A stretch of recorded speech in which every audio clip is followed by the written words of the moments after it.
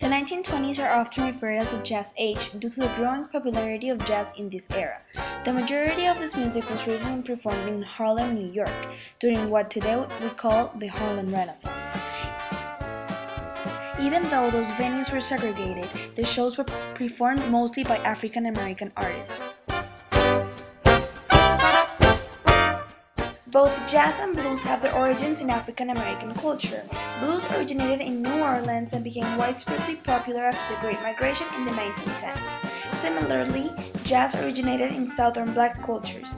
Blues migrated north along with a huge portion of the black population, but never became as popular within the white culture as jazz music did. African American culture revolutionized music at the time. Whites became interested in the music, which was primarily written by African Americans, and suddenly this genre of music became popular through the country.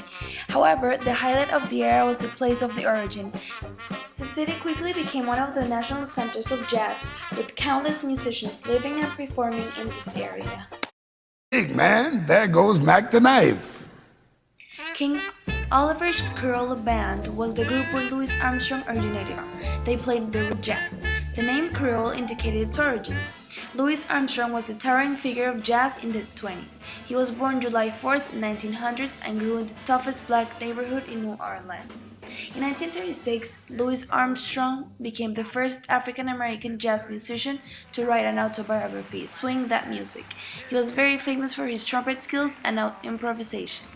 Also, in 1936, he became the first African American to get featured billing in a major Hollywood movie with his turn Pennies from Heaven. And in 1937, he became the first African American entertainer to host a nationally sponsored radio show. He was also known as Satchmo, Pops, and Ambassador Sat.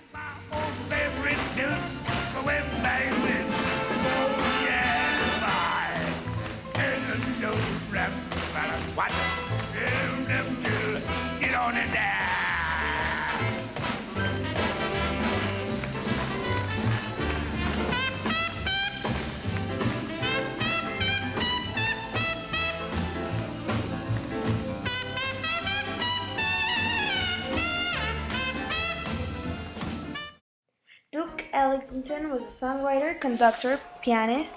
He was born April 29, 1899 in Washington, D.C. He is best known for being an originator of big jazz band who composed thousands of scores over his 50-year career.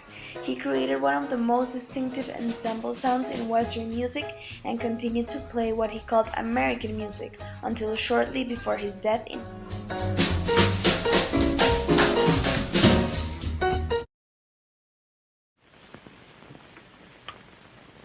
My man, my man,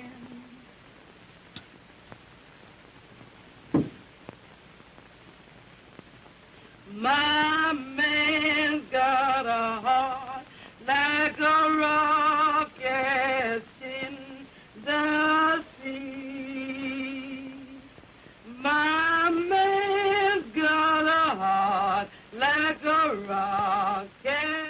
Bessie Smith was born in Chattanooga, Tennessee, April 15, 1894. She began to sing at a young age and in 1923 signed a contract with Columbia Records.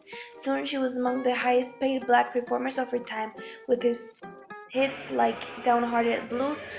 By the end of 1920s, however, her career suffered from both the Depression and her battle with alcoholism. She continued to perform and made her new recordings at the start of swing era.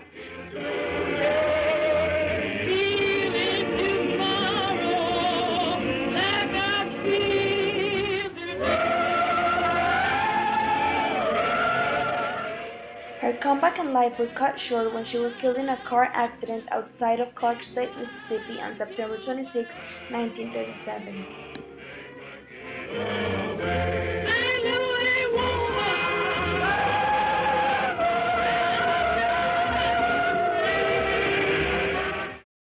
Born Gertrude Pridgett on April 26, 1886 in Columbus, Georgia, Maroney became the first popular stage entertainer to incorporate authentic blues into her song repertoire.